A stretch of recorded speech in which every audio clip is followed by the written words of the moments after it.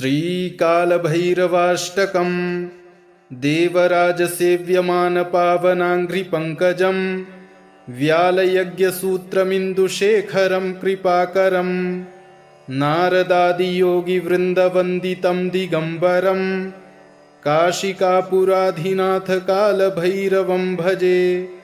भानुकोटिभास्वरं भवाब्धितारकं परं नीलकण्ठमीप्सितार्थदायकं त्रिलोचनं कालकालमम्बुजाक्षमक्षशूलमक्षरं काशिकापुराधिनाथकालभैरवं भजे। शूलटङ्कपाशदण्डपाणिमादिकारणं श्यामकायमादिदेवमक्षरं निरामयं भीमविक्रमं प्रभुं विचित्रताण्डवप्रियं काशिकापुराधिनाथकालभैरवं भजे। भुक्तिमुक्तिदायकं प्रशस्तचारुविग्रहं भक्तवत्सलं स्थितं समस्तलोकविग्रहं विनिक्वडन्मनोज्ञहेमकिङ्किणीलसत्कटिं काशिकापुराधिनाथकालभैरवं भजे।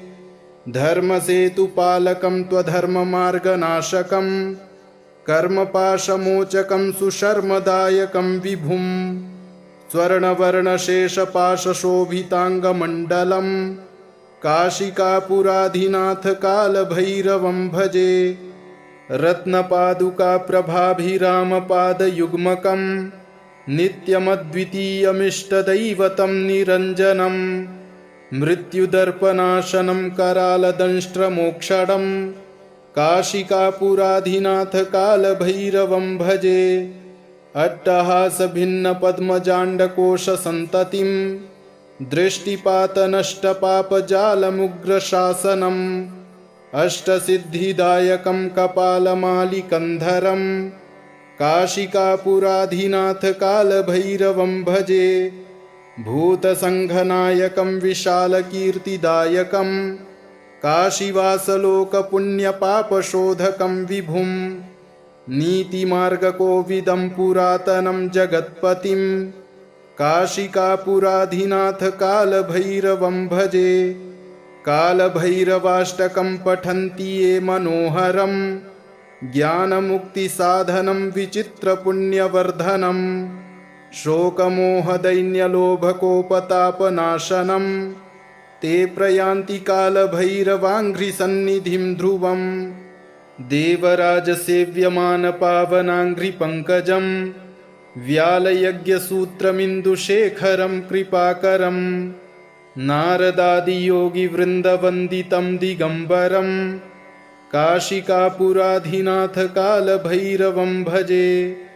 भानुकोटिभास्वरं भवाब्धितारकं परं नीलकण्ठमीप्सितार्थदायकं त्रिलोचनं कालकालमम्बुजाक्षमक्षशूलमक्षरं काशिकापुराधिनाथकालभैरवं भजे।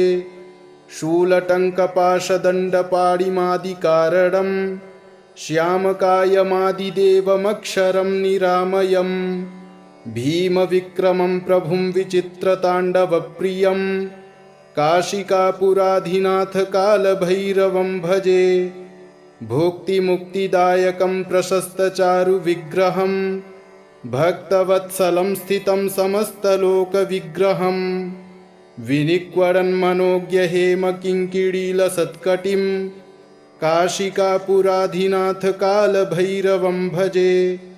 धर्मसेतुपालकं त्वधर्ममार्गनाशकं कर्मपाशमोचकं सुशर्मदायकं विभुं स्वर्णवर्णशेषपाशशोभिताङ्गमण्डलं काशिकापुराधिनाथकालभैरवं भजे।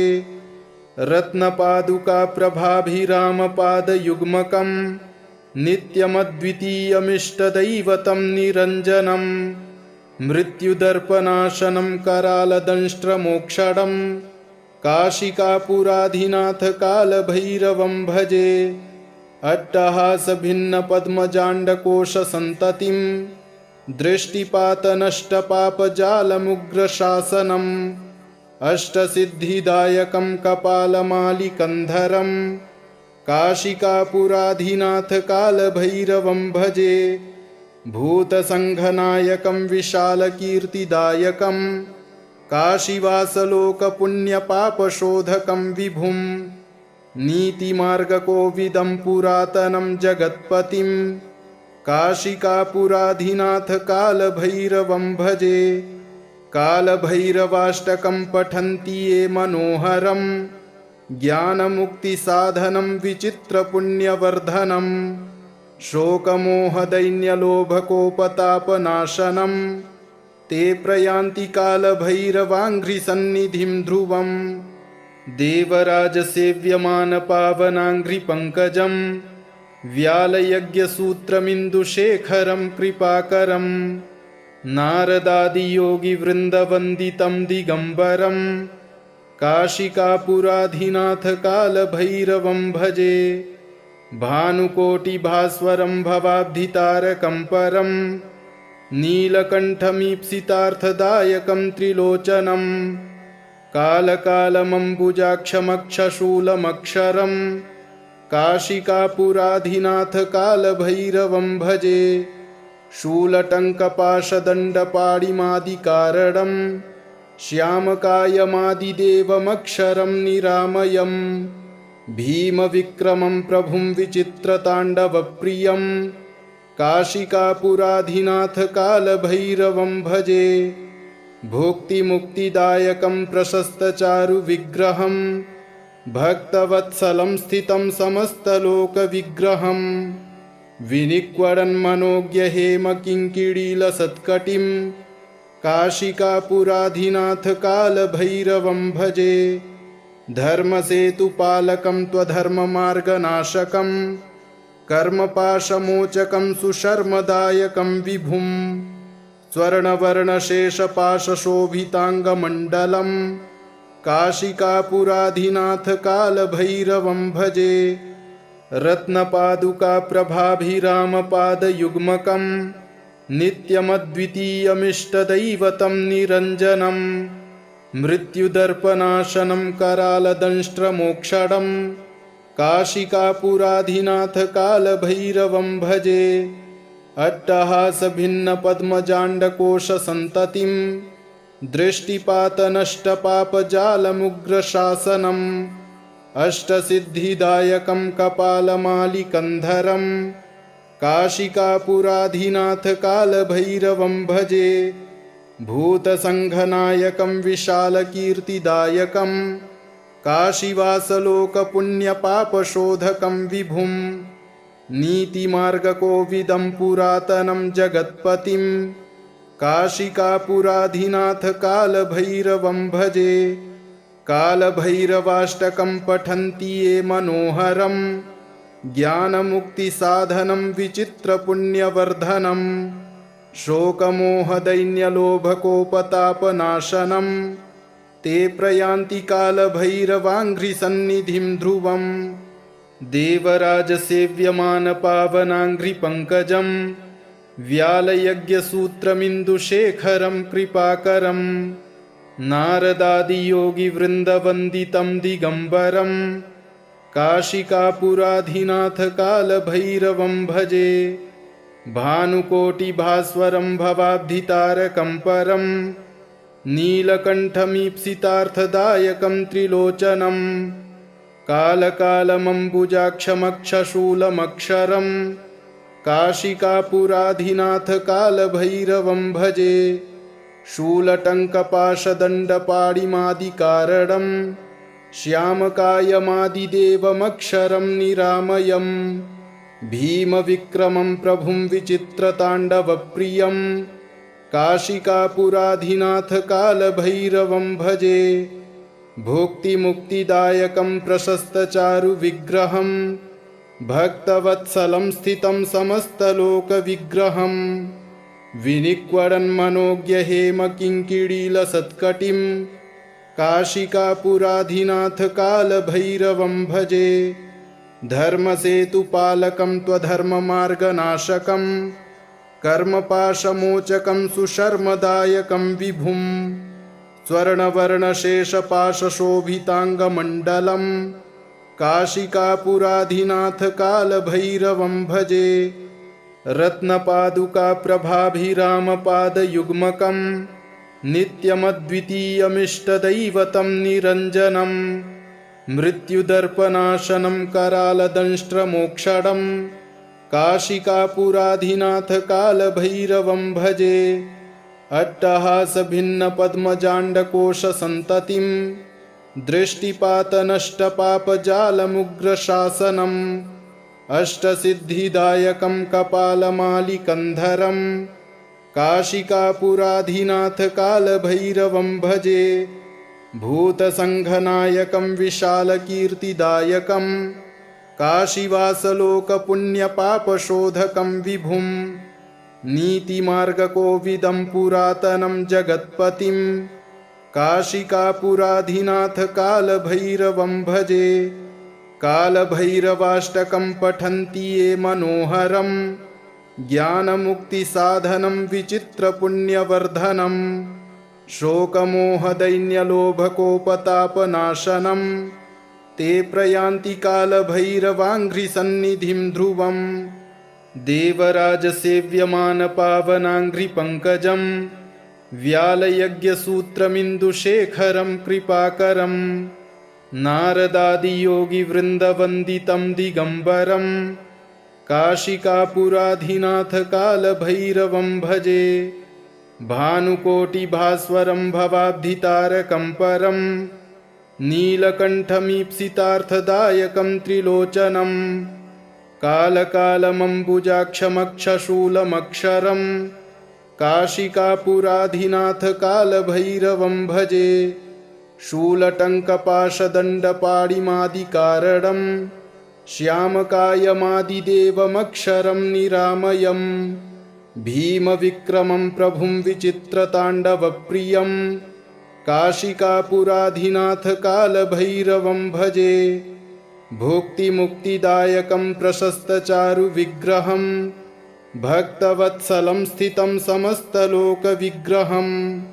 विनिक्वडन्मनोज्ञहेमकिङ्किणीलसत्कटिं काशिकापुराधिनाथ कालभैरवं भजे। धर्मसेतुपालकं त्वधर्ममार्गनाशकं कर्मपाशमोचकं सुशर्मदायकं विभुं। स्वर्णवर्णशेषपाशशोभिताङ्गमण्डलं काशिकापुराधिनाथ कालभैरवं भजे। रत्नपादुकाप्रभाभिरामपादयुग्मकं नित्यमद्वितीयमिष्टदैवतं निरञ्जनं। मृत्युदर्पनाशनं करालदंष्ट्रमोक्षणं काशिकापुराधिनाथ कालभैरवं भजे। अट्टहासभिन्नपद्मजाण्डकोशसन्ततिं दृष्टिपातनष्टपापजालमुग्रशासनम् अष्टसिद्धिदायकं कपालमालिकन्धरं काशिकापुराधिनाथ कालभैरवं भजे। भूतसङ्घनायकं विशालकीर्तिदायकं काशीवासलोकपुण्यपापशोधकं विभुं।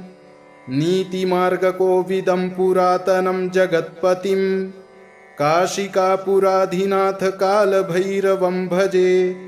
कालभैरवाष्टकं पठन्ति ये मनोहरं ज्ञानमुक्तिसाधनं विचित्रपुण्यवर्धनं। शोकमोहदैन्यलोभकोपतापनाशनं ते प्रयान्ति कालभैरवाङ्घ्रिसन्निधिं ध्रुवम्। देवराजसेव्यमानपावनाङ्घ्रिपङ्कजं व्यालयज्ञसूत्रमिन्दुशेखरं कृपाकरं। नारदादियोगिवृन्दवन्दितं दिगम्बरं काशिकापुराधिनाथ कालभैरवं भजे। भानुकोटिभास्वरं भवाब्धितारकं परं नीलकण्ठमीप्सितार्थदायकं त्रिलोचनं। कालकालमम्बुजाक्षमक्षशूलमक्षरं काशिकापुराधिनाथ कालभैरवं भजे। शूलटङ्कपाशदण्डपाणिमादिकारणं श्यामकायमादिदेवमक्षरं निरामयं। भीमविक्रमं प्रभुं विचित्रताण्डवप्रियं काशिकापुराधिनाथ कालभैरवं भजे। भुक्तिमुक्तिदायकं प्रशस्तचारुविग्रहं भक्तवत्सलं स्थितं समस्तलोकविग्रहं विनिक्वडन्मनोज्ञहेमकिङ्किणीलसत्कटिं काशिकापुराधिनाथ कालभैरवं भजे। धर्मसेतुपालकं त्वधर्ममार्गनाशकं कर्मपाशमोचकं सुशर्मदायकं विभुं स्वर्णवर्णशेषपाशशोभिताङ्गमण्डलं काशिकापुराधिनाथ कालभैरवं भजे। रत्नपादुकाप्रभाभिरामपादयुग्मकं नित्यमद्वितीयमिष्टदैवतं निरञ्जनं मृत्युदर्पनाशनं करालदंष्ट्रमोक्षणं काशिकापुराधिनाथ कालभैरवं भजे। अट्टहासभिन्नपद्मजाण्डकोशसन्ततिं दृष्टिपातनष्टपापजालमुग्रशासनम् अष्टसिद्धिदायकं कपालमालिकन्धरं काशिकापुराधिनाथ कालभैरवं भजे। भूतसङ्घनायकं विशालकीर्तिदायकं काशीवासलोकपुण्यपापशोधकं विभुं नीतिमार्गकोविदं पुरातनं जगत्पतिं काशिकापुराधिनाथ कालभैरवं भजे। कालभैरवाष्टकं पठन्ति ये मनोहरं ज्ञानमुक्तिसाधनं विचित्रपुण्यवर्धनं शोकमोहदैन्यलोभकोपतापनाशनं ते प्रयान्ति कालभैरवाङ्घ्रिसन्निधिं ध्रुवं देवराजसेव्यमानपावनाङ्घ्रिपङ्कजं व्यालयज्ञसूत्रमिन्दुशेखरं कृपाकरं नारदादियोगिवृन्दवन्दितं दिगम्बरं काशिकापुराधिनाथ कालभैरवं भजे। भानुकोटिभास्वरं भवाब्धितारकं परं नीलकण्ठमीप्सितार्थदायकं त्रिलोचनं कालकालमम्बुजाक्षमक्षशूलमक्षरं काशिकापुराधिनाथ कालभैरवं भजे।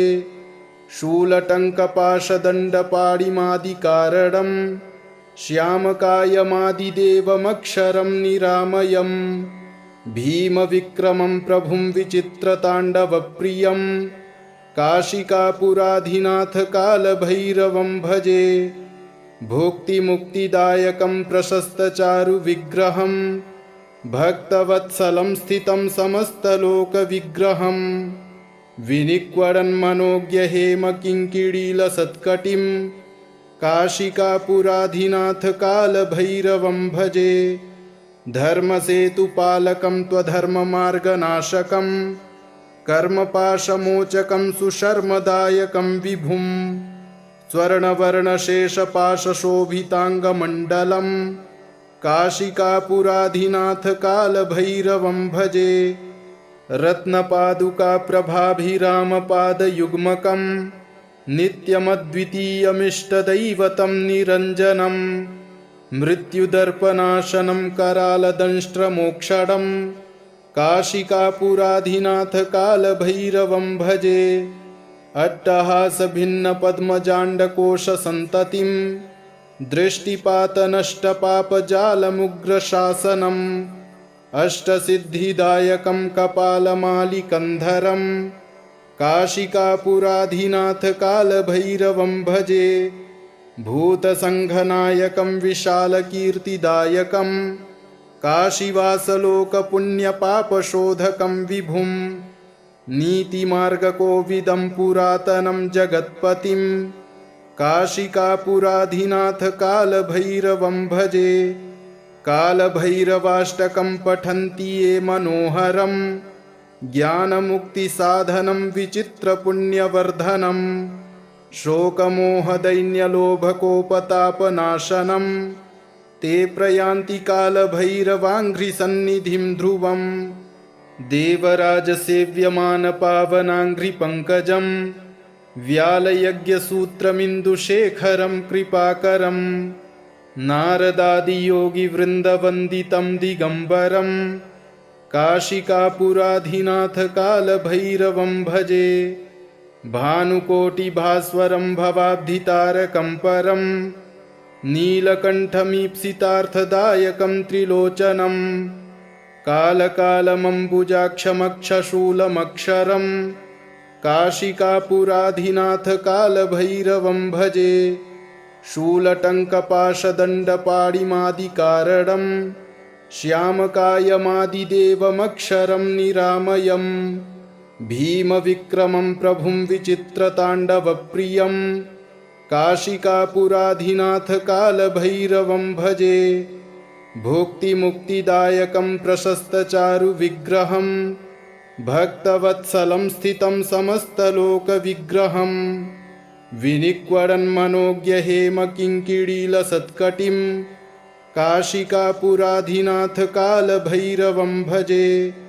धर्मसेतुपालकं त्वधर्ममार्गनाशकं कर्मपाशमोचकं सुशर्मदायकं विभुं स्वर्णवर्णशेषपाशशोभिताङ्गमण्डलं काशिकापुराधिनाथ कालभैरवं भजे।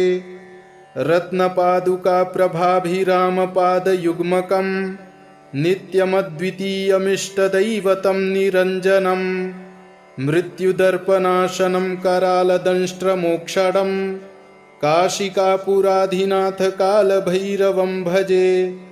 अट्टहासभिन्नपद्मजाण्डकोशसन्ततिं दृष्टिपातनष्टपापजालमुग्रशासनम् अष्टसिद्धिदायकं कपालमालिकन्धरं काशिकापुराधिनाथ कालभैरवं भजे। भूतसङ्घनायकं विशालकीर्तिदायकं काशीवासलोकपुण्यपापशोधकं विभुं नीतिमार्गकोविदं पुरातनं जगत्पतिं काशिकापुराधिनाथ कालभैरवं भजे।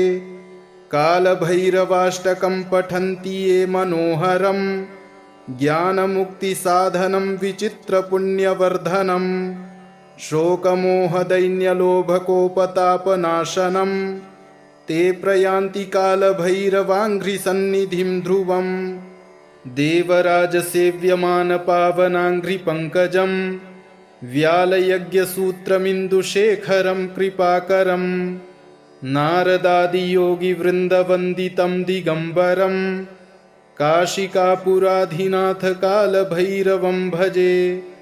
भानुकोटिभास्वरं भवाब्धितारकं परं नीलकण्ठमीप्सितार्थदायकं त्रिलोचनं कालकालमम्बुजाक्षमक्षशूलमक्षरं काशिकापुराधिनाथ कालभैरवं भजे। शूलटङ्कपाशदण्डपाणिमादिकारणं श्यामकायमादिदेवमक्षरं निरामयं भीमविक्रमं प्रभुं विचित्रताण्डवप्रियं काशिकापुराधिनाथ कालभैरवं भजे। भुक्तिमुक्तिदायकं प्रशस्तचारुविग्रहं भक्तवत्सलं स्थितं समस्तलोकविग्रहं विनिक्वडन्मनोज्ञहेमकिङ्किणीलसत्कटिं काशिकापुराधिनाथ कालभैरवं भजे। धर्मसेतुपालकं त्वधर्ममार्गनाशकं कर्मपाशमोचकं सुशर्मदायकं विभुं स्वर्णवर्णशेषपाशशोभिताङ्गमण्डलं काशिकापुराधिनाथ कालभैरवं भजे। रत्नपादुकाप्रभाभिरामपादयुग्मकं नित्यमद्वितीयमिष्टदैवतं निरञ्जनं मृत्युदर्पनाशनं करालदंष्ट्रमोक्षणं काशिकापुराधिनाथ कालभैरवं भजे। अट्टहासभिन्नपद्मजाण्डकोशसन्ततिं दृष्टिपातनष्टपापजालमुग्रशासनम् अष्टसिद्धिदायकं कपालमालिकन्धरं काशिकापुराधिनाथ कालभैरवं भजे। भूतसङ्घनायकं विशालकीर्तिदायकं काशीवासलोकपुण्यपापशोधकं विभुं नीतिमार्गकोविदं पुरातनं जगत्पतिं काशिकापुराधिनाथ कालभैरवं भजे। कालभैरवाष्टकं पठन्ति ये मनोहरं ज्ञानमुक्तिसाधनं विचित्रपुण्यवर्धनं शोकमोहदैन्यलोभकोपतापनाशनं ते प्रयान्ति कालभैरवाङ्घ्रिसन्निधिं ध्रुवम्। देवराजसेव्यमानपावनाङ्घ्रिपङ्कजं व्यालयज्ञसूत्रमिन्दुशेखरं कृपाकरं नारदादियोगिवृन्दवन्दितं दिगम्बरं काशिकापुराधिनाथ कालभैरवं भजे। भानुकोटिभास्वरं भवाब्धितारकं परं नीलकण्ठमीप्सितार्थदायकं त्रिलोचनं कालकालमम्बुजाक्षमक्षशूलमक्षरं काशिकापुराधिनाथ कालभैरवं भजे। शूलटङ्कपाशदण्डपाणिमादिकारणं श्यामकायमादिदेवमक्षरं निरामयं भीमविक्रमं प्रभुं विचित्रताण्डवप्रियं काशिकापुराधिनाथ कालभैरवं भजे। भुक्तिमुक्तिदायकं प्रशस्तचारुविग्रहं भक्तवत्सलं स्थितं समस्तलोकविग्रहं विनिक्वडन्मनोज्ञहेमकिङ्किणीलसत्कटिं काशिकापुराधिनाथ कालभैरवं भजे। धर्मसेतुपालकं त्वधर्ममार्गनाशकं कर्मपाशमोचकं सुशर्मदायकं विभुं स्वर्णवर्णशेषपाशशोभिताङ्गमण्डलं काशिकापुराधिनाथ कालभैरवं भजे। रत्नपादुकाप्रभाभिरामपादयुग्मकं नित्यमद्वितीयमिष्टदैवतं निरञ्जनं मृत्युदर्पनाशनं करालदंष्ट्रमोक्षणं काशिकापुराधिनाथ कालभैरवं भजे। अट्टहासभिन्नपद्मजाण्डकोशसन्ततिं दृष्टिपातनष्टपापजालमुग्रशासनम् अष्टसिद्धिदायकं कपालमालिकन्धरं काशिकापुराधिनाथ कालभैरवं भजे। भूतसङ्घनायकं विशालकीर्तिदायकं काशीवासलोकपुण्यपापशोधकं विभुं नीतिमार्गकोविदं पुरातनं जगत्पतिं काशिकापुराधिनाथ कालभैरवं भजे। कालभैरवाष्टकं पठन्ति ये मनोहरं ज्ञानमुक्तिसाधनं विचित्रपुण्यवर्धनं शोकमोहदैन्यलोभकोपतापनाशनं ते प्रयान्ति कालभैरवाङ्घ्रिसन्निधिं ध्रुवम्।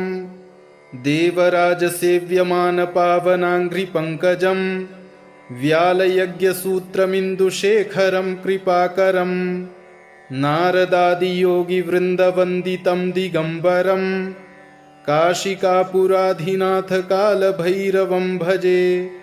भानुकोटिभास्वरं भवाब्धितारकं परं नीलकण्ठमीप्सितार्थदायकं त्रिलोचनं कालकालमम्बुजाक्षमक्षशूलमक्षरं काशिकापुराधिनाथ कालभैरवं भजे। शूलटङ्कपाशदण्डपाणिमादिकारणं श्यामकायमादिदेवमक्षरं निरामयं भीमविक्रमं प्रभुं विचित्रताण्डवप्रियं काशिकापुराधिनाथ कालभैरवं भजे। भुक्तिमुक्तिदायकं प्रशस्तचारुविग्रहं भक्तवत्सलं स्थितं समस्तलोकविग्रहं विनिक्वडन्मनोज्ञहेमकिङ्किणीलसत्कटिं काशिकापुराधिनाथ कालभैरवं भजे। धर्मसेतुपालकं त्वधर्ममार्गनाशकं कर्मपाशमोचकं सुशर्मदायकं विभुं स्वर्णवर्णशेषपाशशोभिताङ्गमण्डलं काशिकापुराधिनाथ कालभैरवं भजे। रत्नपादुकाप्रभाभिरामपादयुग्मकं नित्यमद्वितीयमिष्टदैवतं निरञ्जनं मृत्युदर्पनाशनं करालदंष्ट्रमोक्षणं काशिकापुराधिनाथ कालभैरवं भजे। अट्टहासभिन्नपद्मजाण्डकोशसन्ततिं दृष्टिपातनष्टपापजालमुग्रशासनम् अष्टसिद्धिदायकं कपालमालिकन्धरं काशिकापुराधिनाथ कालभैरवं भजे। भूतसङ्घनायकं विशालकीर्तिदायकं काशीवासलोकपुण्यपापशोधकं विभुं नीतिमार्गकोविदं पुरातनं जगत्पतिं काशिकापुराधिनाथ कालभैरवं भजे। कालभैरवाष्टकं पठन्ति ये मनोहरं ज्ञानमुक्तिसाधनं विचित्रपुण्यवर्धनं शोकमोहदैन्यलोभकोपतापनाशनं ते प्रयान्ति कालभैरवाङ्घ्रिसन्निधिं ध्रुवम् इति श्रीमच्छङ्कराचार्यविरचितं कालभैरवाष्टकं सम्पूर्णम्।